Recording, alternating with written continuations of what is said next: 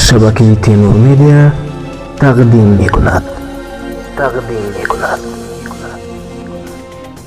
یک طفل تاجیکی همگی یک ماه پیش در شروع حمله های روسیه به اوکراین در ولایت خارکوف به دنیا آمده بود.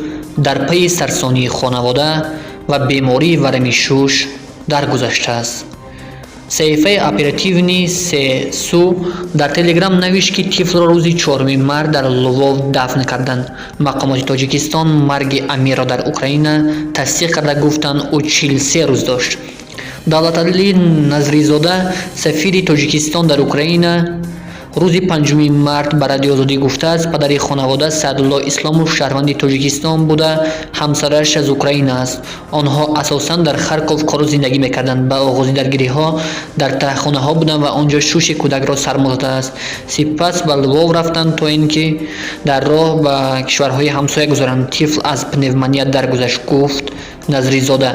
به اطلاع رسمی 4000 شهروند تاجیکستان در اوکراین ثبت نام شده. از آغاز جنگ بیش از 1000 نفر آنها به لهستان و کشورهای دیگر رفتند.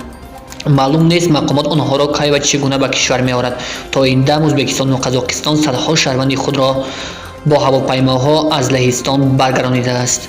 مقامات تاجیکستان تا هنوز در مورد جنگ در اوکراین نیز موقع خود را آشکار نکردند، ولی در مجمع کل سازمان ملل از رای دادن به ضد روسیه خودداری